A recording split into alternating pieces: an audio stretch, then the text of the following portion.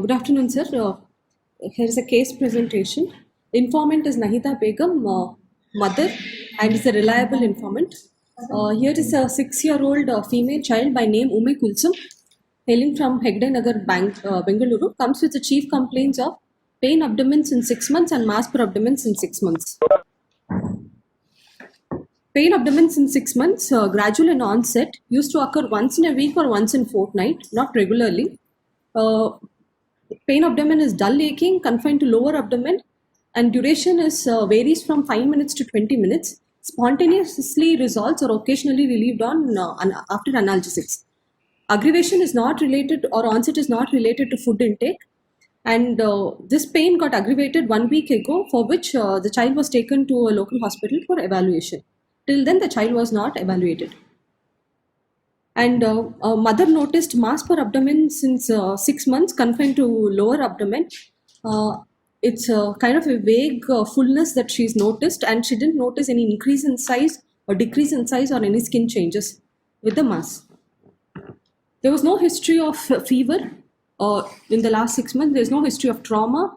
There is no micturition complaints like hematuria or frequency of micturition or burning micturition.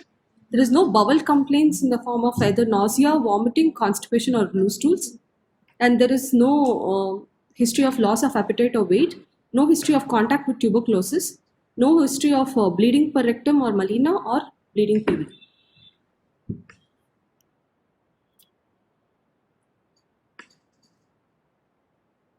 It's a coming to the family history. Is a firstborn child of a second-degree consanguineous marriage. And no history of any malignancies or similar complaints in the family. Antenatal, nothing significant, sir. Birth history, it was a term child born by cesarean section due to leaking PV, and birth weight was 3.5 kg. There was no NICU admission or any significant perinatal history. Developmental history is appropriate for age. Age-appropriate milestones were achieved, and immunization, the child has not taken her 5th year booster dose. Otherwise, till then, it was child was immunized. So, at the end of the history, to summarize, it is a 6-year-old female child with pain abdomen and vague mass per abdomen since 6 months, which is non-progressive. There was no associated bowel or urinary symptoms. Based on this, we can tell it's probably an abdominal mass, probably congenital or benign. Congenital, either in mesenteric cyst or a duplication cyst, or a lymphatic or a lymphovenous malformation. And benign abdominal masses, we can think of Texel cyst. So at the end of the history, only so much I can.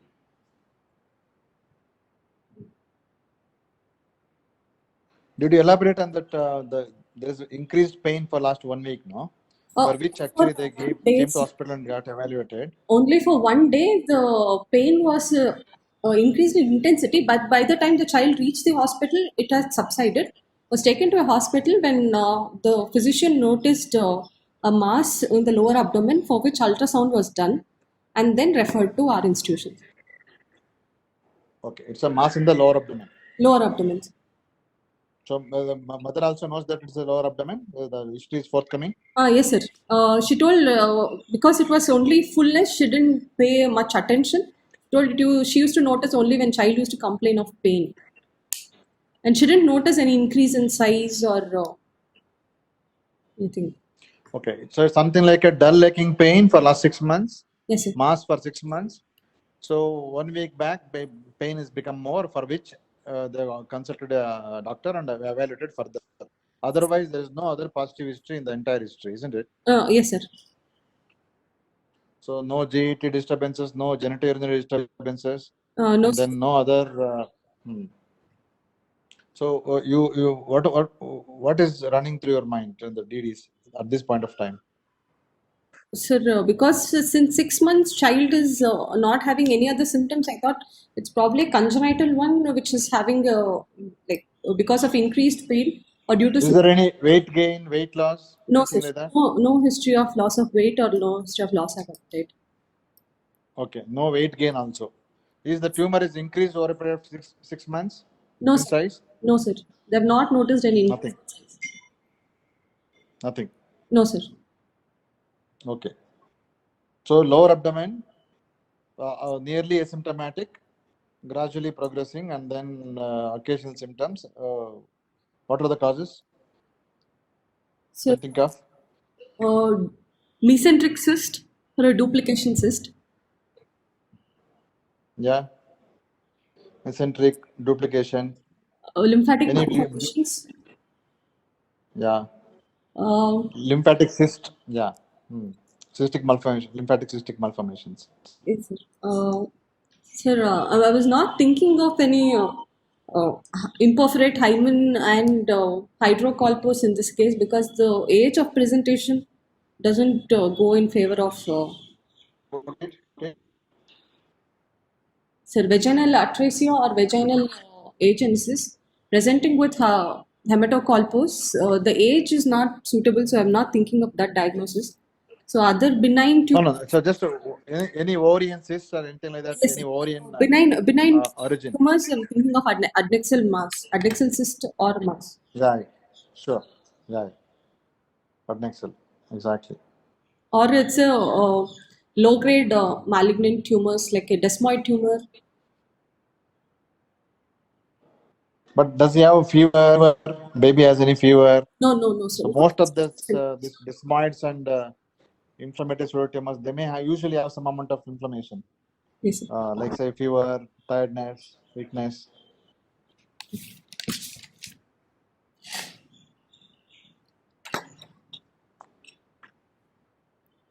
I'll Sir, go.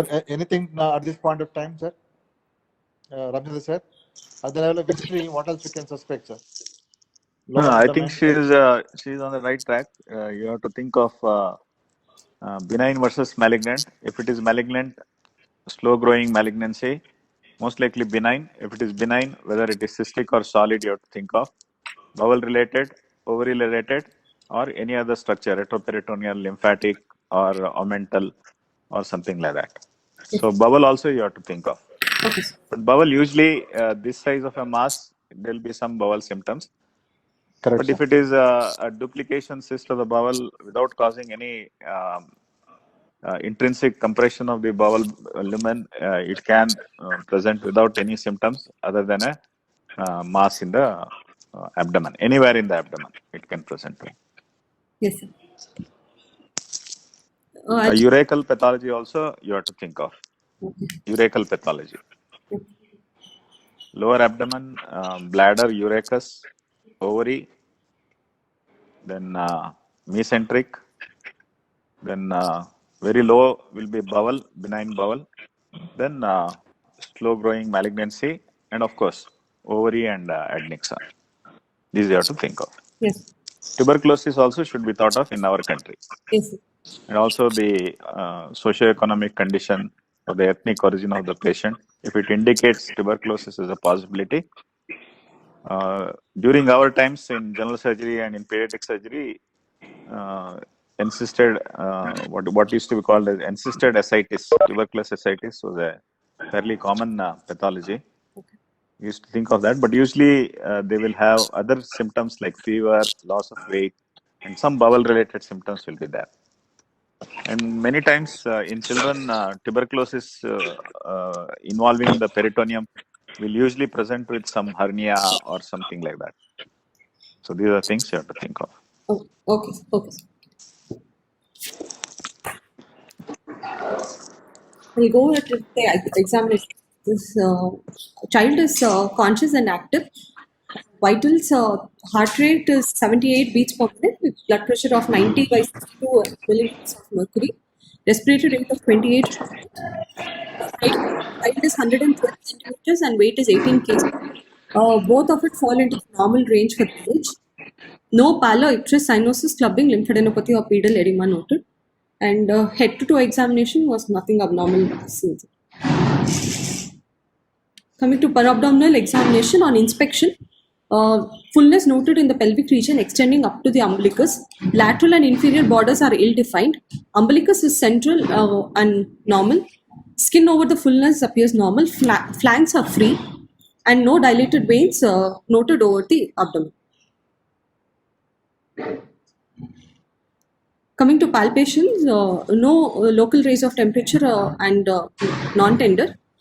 A mass palpable in the pelvic region extending to the umbilicus and laterally to the right and left iliac fossa. Mass is 11 centimeter vertically and 15 centimeter horizontally, and extends. The inferior border is not well defined, so the other borders are irregular, and the upper border extends up to the lower margin of the umbilicus, and the right border is 3 centimeter medial to the anterior superior iliac spine, and on the left side it is 4 centimeters from the left side anterior superior iliac spine. So, as I told, borders are irregular, inferior border is not palpable, surface is smooth, and it is firm to hard in consistency. It is mobile in horizontal direction.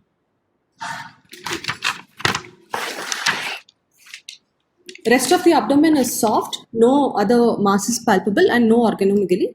Percussion, mass is dull to percuss, and flanks are tympanic. On auscultation, bowel sounds are heard.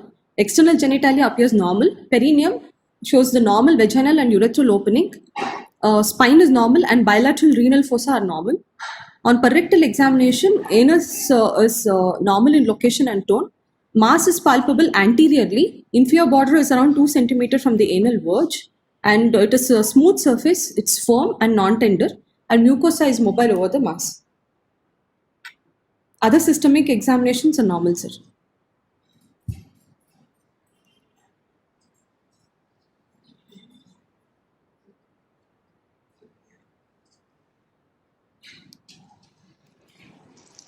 When So the you're mass is talking only about mobile. the Yes, sir. when you're talking about the mobility of the mass, what do you mean by the mobility of the mass? Is it like freely mobile, independently mobile, or you're just able to hold the child and shake the child? Is that what it is? No, sir. Mass. Because we are adults, no? We are adults examining a child.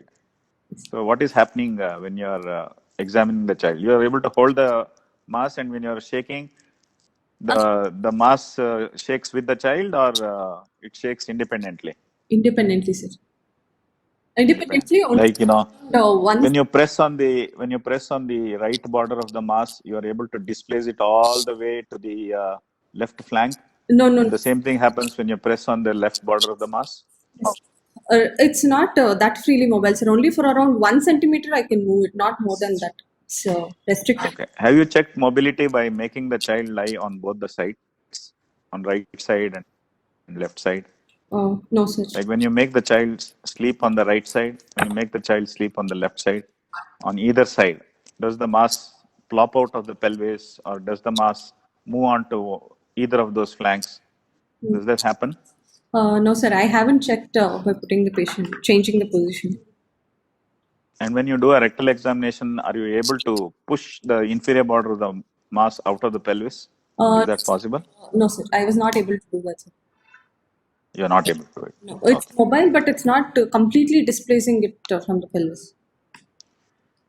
You should remember that when you are talking about mobility of a mass in a child, Yes, sir. when you are shaking the mass, when you are trying to move the mass, you are actually moving the patient. Isn't it? That's what it appears like. Yes.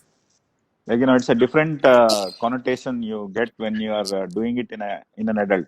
An adult will be more of a static body, and when you move a mass, you will actually get the movement. You will discern the movement.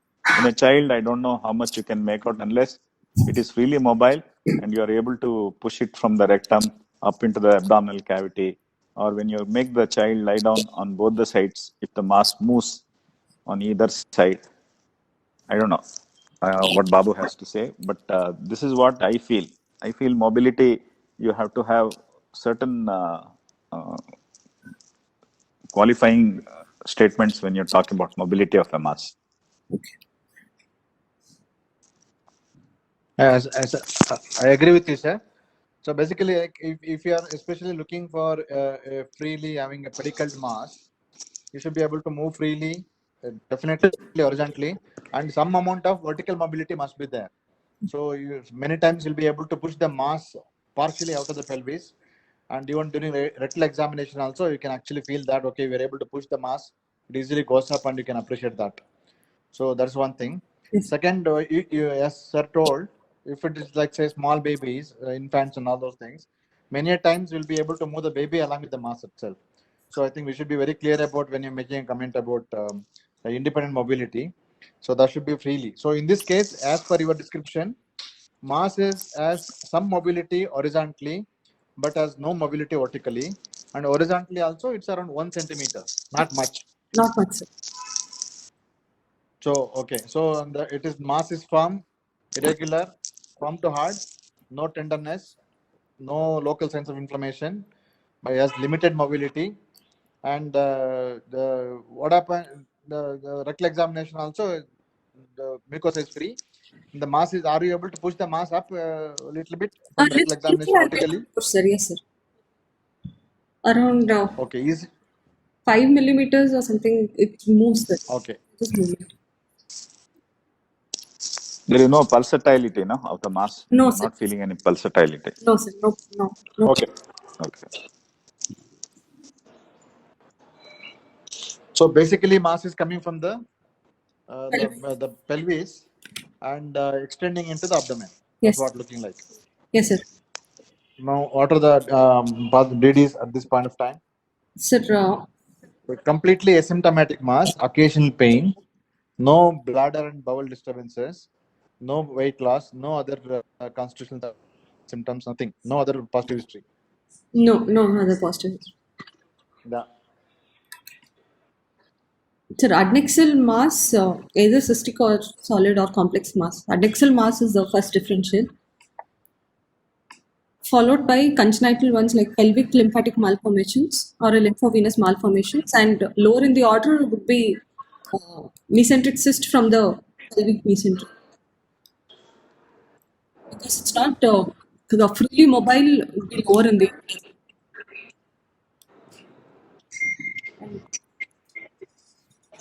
Fixed adnexal mass is still a possibility without causing much pressures on the bowel and bladder. And then, like say, lymphatic malformation involving the pelvic organs. So maybe coming from the mesentery and exophatically growing also is a possibility without causing much bowel obstructions. And like say, the other thing is coming from the bladder surface. So like say, what we have seen earlier, like the bladder RMS Yes. or those things also a possibility. And neuroblastoma is pelvic neuroblastoma, which is almost like a fixed structure. Will not have much mobility. Neuroblastoma will not have much mobility. Yes, sir.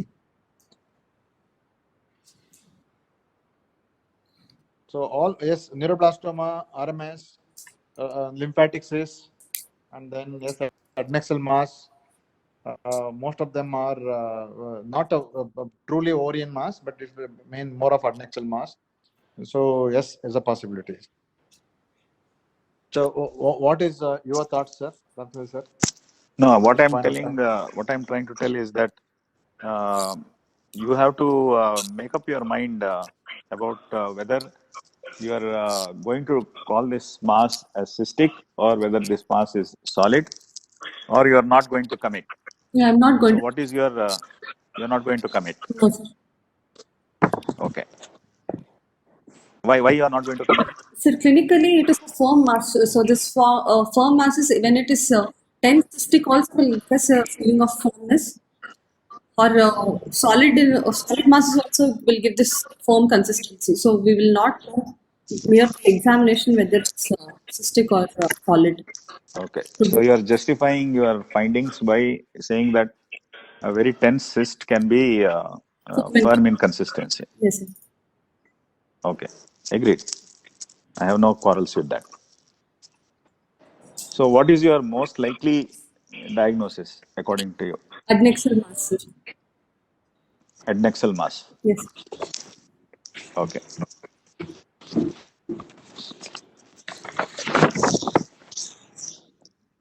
Yeah, sure. I don't know. Yeah, any further thing? Yeah. Next, I agree with that, sir, because it's quite a firm mass hard, firm to hard consistency coming from the pelvis without causing any the pressure symptoms in the neighboring organs. No bladder symptoms, no bowel symptoms, and no other forthcoming clinical history. Something is slowly growing without causing pressures, possibly adnexal, first possibility. Other possibility, other pelvic, say, slow growing tumors, including the mesenteric and also the lymphatic. But No, whether lymphatic should be whether it is causing pressure or not, we don't know unless we get an ultrasound, correct, sir. unless we Correct, see correct. about hydronephrosis and all that. True, true, As sir. far as we Yeah. know, there is no pressure on the bladder outlet. There is no pressure on the rectum. Rectum. Exactly. Yeah. So that much we know. So we don't know whether there is any pressure on the ureter or not. True, sir. So maybe because of the pain, also maybe whatever she has had, the acute episode of one episode of pain, maybe some pressure symptoms also possibility. Exactly. I agree with this. Yeah. Yeah. Okay.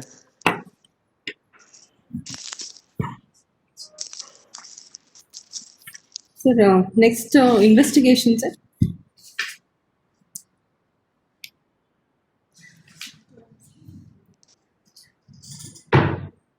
Can I move ahead? Yeah, So sure. now, Go ahead. Go ahead. Sir, no, sir. Now at this point of time, she has completed the clinical examination.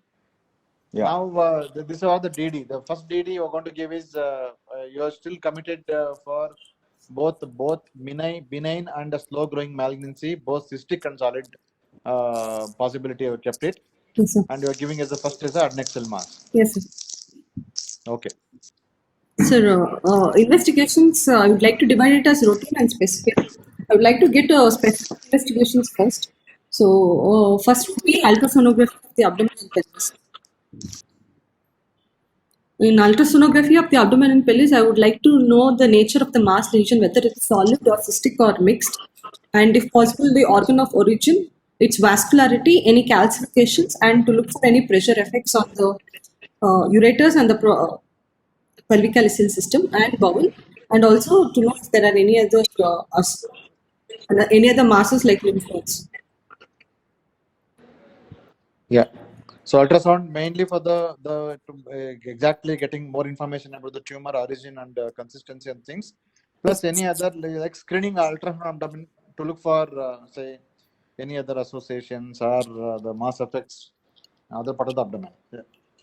Yes, sir.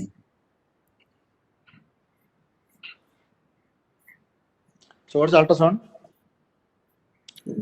findings? Yes, sir. I'll share.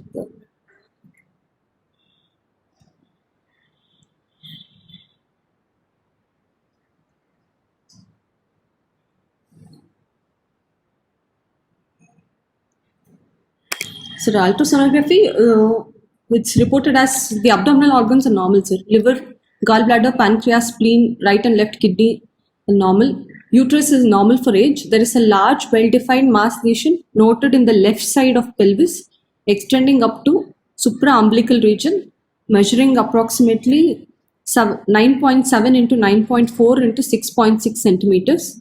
Lesion shows multiple cystic areas within and solid component.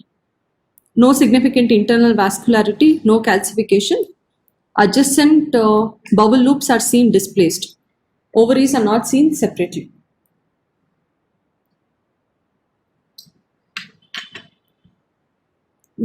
There is no ascites or pleural effusion, no abdominal lymphadenopathy, and urinary bladder is normal.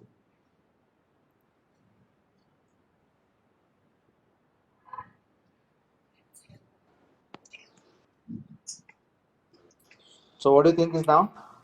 It's still stick on first adnexal mass. Now it's a complex mass because it has solid as well as cystic areas.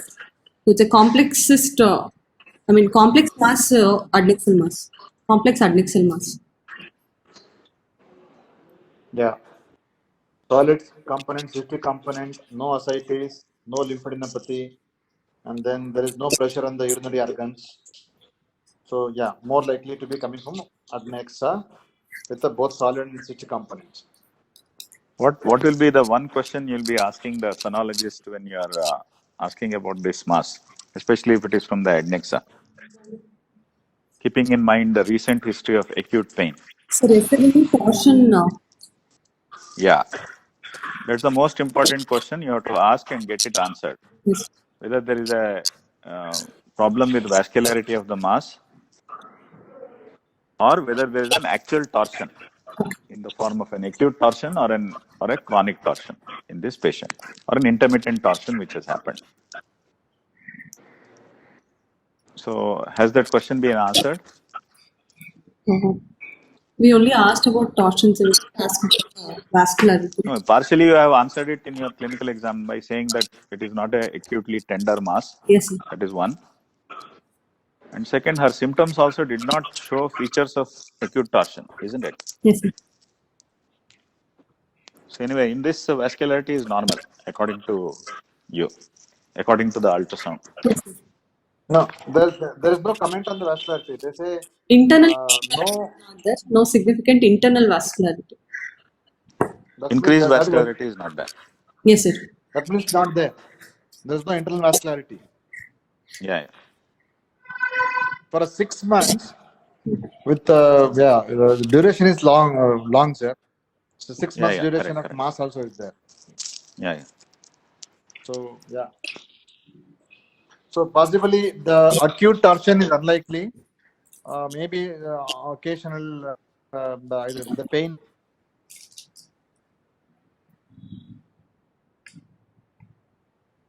or maybe occasional on and off torsion possibility. Acute torsion unlikely because for 6 months there is almost no symptoms.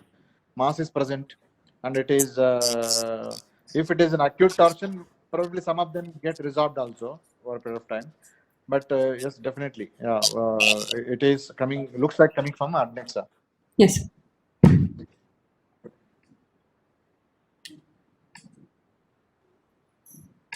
So yeah, has any comment on the ultrasound about any free fluid in the pelvis and about the other ovary? No, sir. Or They're not able to visualize the ovaries, sir. Right? any ovary? No. Any ovaries? No ovaries are visualized. No, sir. But they've told that there's no ascites. Okay. So no ascites, no lymphadenopathy. Yes, sir. Okay. Sir, So what do you want to do now? sir, contrast and CT of abdomen and pelvis. Okay.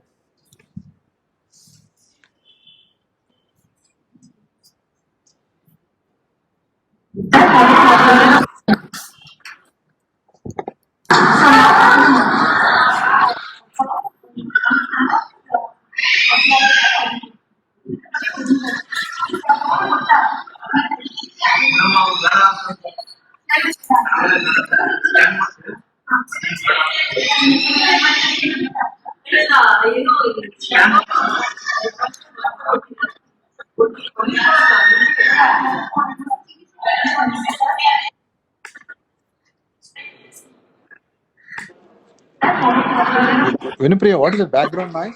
Sir, while recording, this area was nice. Oh, that radiology room. Yes, sir. Yeah.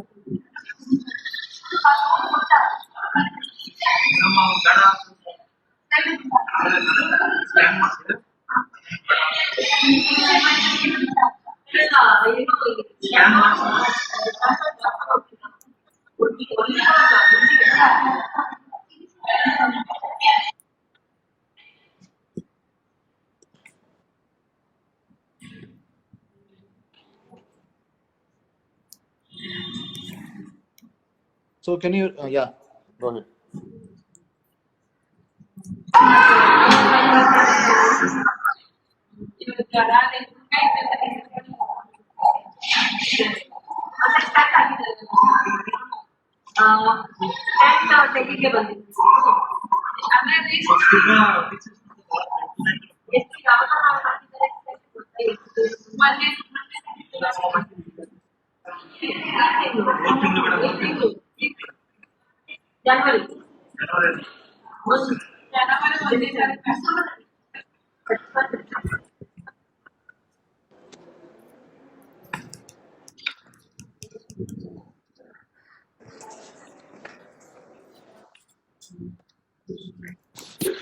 contrast enhanced CT, it is a complex. It's a large lesion.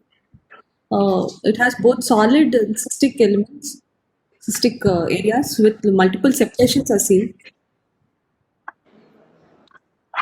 Yeah. and some. What is the relation to the bladder and uterus?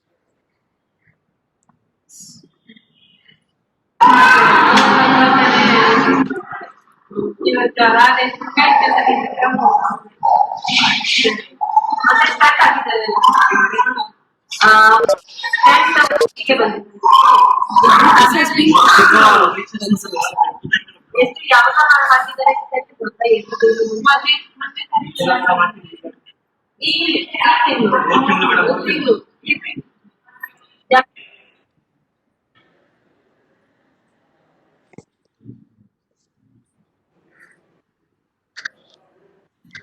this looks like the uterus, sir. I'm not sure. So, if Yeah. See, it's a very complex mass, predominantly cystic with lot of significant solid components. Like as you said, then physical examination is a very irregular mass, and it is sitting almost on the top of the bladder, going posterior to the bladder also, going to the retroperitoneum also. It's pushing the bowels around, and bladder is not really compressed. And then it has good amount of at least a few feeding vessels can be clearly seen. Some draining veins also clearly seen going away from that. yes, sir. So what do you think is that? What are your findings on this city? Yes, sir. It has both. Sir, it has got cystic as well as the solid elements. Some areas among the solid also are hyper intense. Sorry, Correct. hyper dense. Sorry, hyper dense. So it could be either a recent hemorrhage or increased vascularity.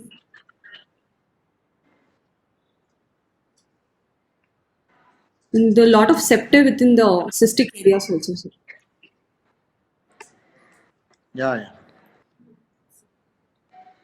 A lot of septa is seen, and then there is some around the septa in the periphery. You can see the rim of fluid also. So that also is like partly looking like a some sort of a echogenic fluid which is there around.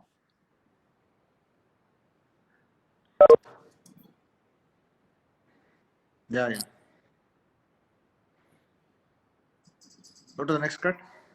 This look at this vessel. These are all like say tortuous draining veins, looking like say they're looking at the gonadal uh, And predominantly it's from the left side, so it could be arising from the left ovaries.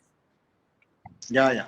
So looking like say basically these vessels are definitely very big, and they are draining. This is a aorta, no? This is Yes, sir. this aorta. So External it's and internal. coming from the gonadal only. That's one contrast.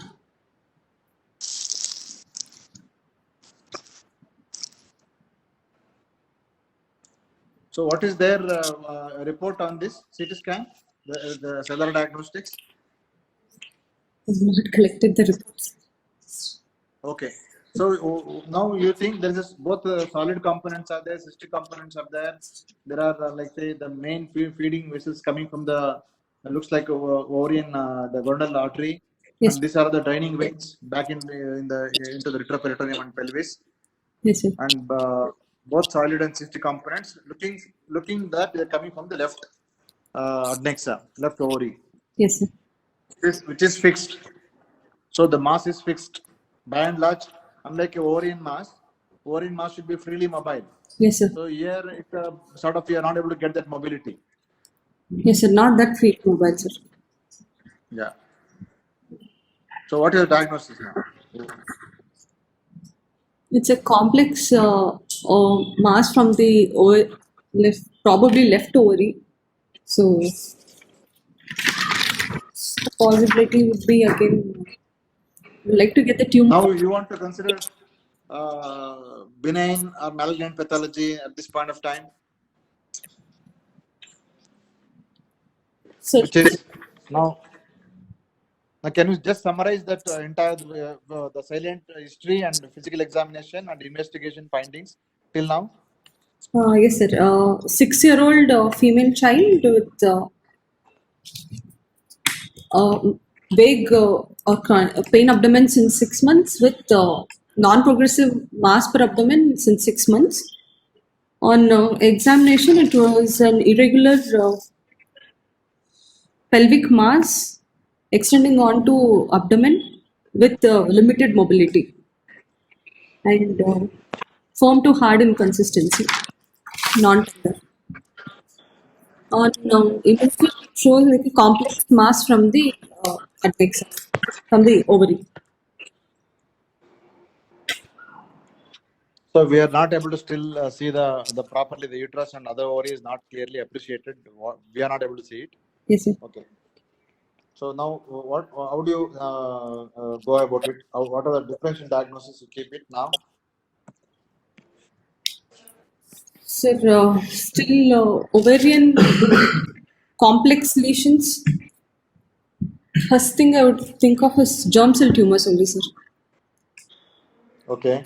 So yes, looking at the vascularity, the amount of solid components and cystic components, the amount of both the huge mass seen there. How do you explain the patient has very minimal symptoms, no weight loss, otherwise appetite is good and otherwise baby is really doing well, and mass is non-progressive for last 6 months. Yes, sir. It could be a mature teratoma, but points going against mature teratoma are absence of calcifications, and even solid elements didn't show any calcification. So that goes against a mature teratoma. But mature teratoma, we can explain the duration and the nature cyst. Yeah.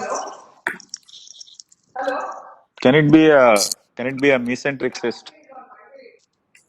So because the vascularity is produced from the gonadal vessels seen here, it becomes low. Okay. Can it be a chylolymphatic mesenteric cyst?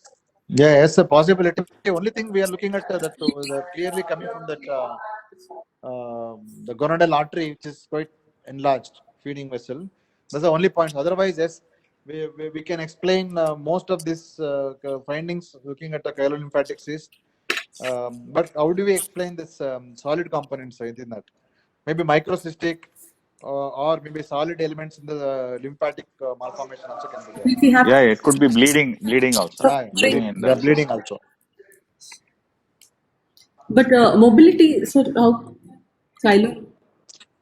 Now, if it is near the base of the mesentery, Oh, yes, sir. in the lower part of near the base of the mesentery towards the, say, if it is coming from retroperitoneum involving the base mesentery, then it can be there. Yes, sir.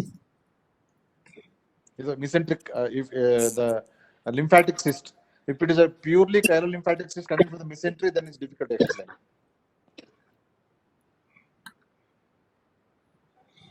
So now we want to consider malignancy as a possibility, or you want to go as a slow-growing malignancy, or is a benign lesions? We'll consider even malignant lesions as a possibility, sir, because of the complex characteristic of the mass.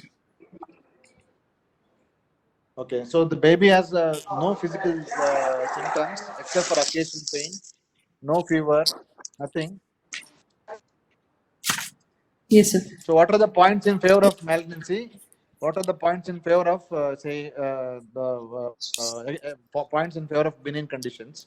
Points. And then between these two, which one you take first? Sir, I would take benign pathology as first because of slow, the duration of symptoms and Okay. no constitutional symptoms or no, the child is doing well, even though the child is symptomatic since 6 months. So I would still go in favor of a benign pathology first. Complex malignant masses is second in the possibility because of the complex nature of the lesion. both cystic and solid elements with increased vascularity. So the mother's history is quite reliable. So that's what we are going to go by.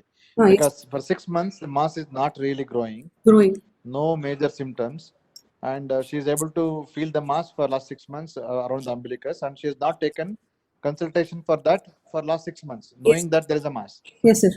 So that is little unlikely, you know. So there is little because most of them would have rushed to some form of evaluation if they have felt the mass. So practically, I don't